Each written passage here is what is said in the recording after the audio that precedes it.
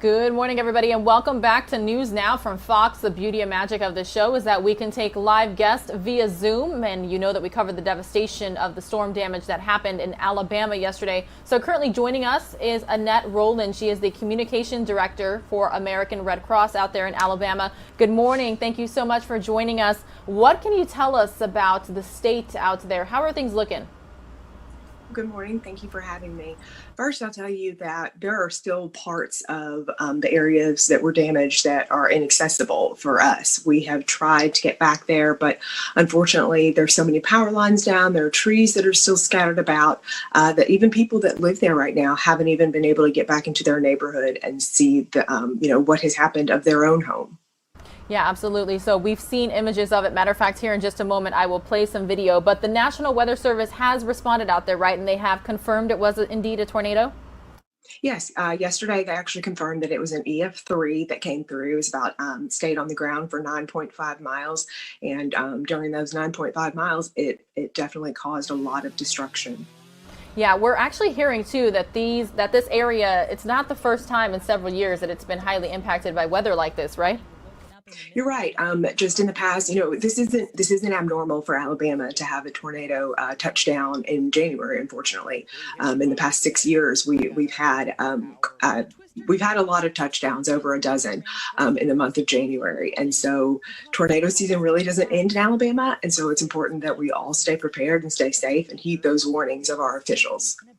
Unfortunately, we learned of the teenage boy who was in the basement with his family trying to ride out the storm when a tree fell on the home and took his life. Have we learned of any additional deaths out there?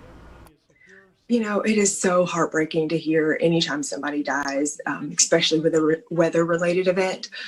Even more so when it's a young boy who has his whole future ahead of him.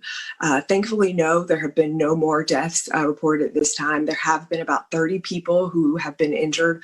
Many of those people have been hospitalized, but right now that's what we're looking at. So for those who are watching right now and are seeing this video, the devastation, and they want to help, what can they do? There's ways to help right now, especially if you are in another state.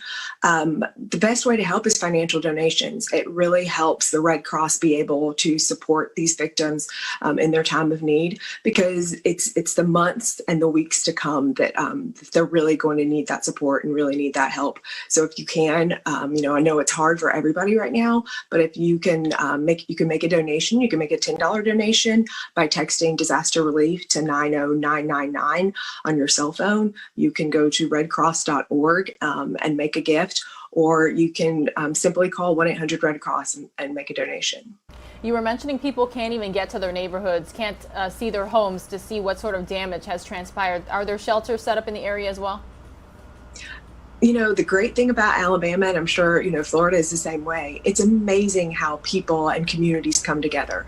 At this time, we have not had to open a shelter because there are so many families nearby and friends that are opening their doors to people who've lost everything and letting them stay with them. So at this time, and which, with COVID is definitely a smart decision, they have been able to stay with friends and family. All right, Ms. Rowland, is there anything else that you would like to tell us about this situation, or for those who have never experienced anything like this, such as a natural disaster? I think this is a good time to remind all of us that, these things can happen at any time. It doesn't just have to be that spring, tornado season. So make sure that you have your emergency kits ready, and make sure that you know what to do when you have that sign of a disaster pending. Make sure you and your family have a plan. All right. Thank you so much for joining us here this morning on News Now from Fox Live. We appreciate it. And thanks for all the work that you're doing for all Alabamans out there. Thank you.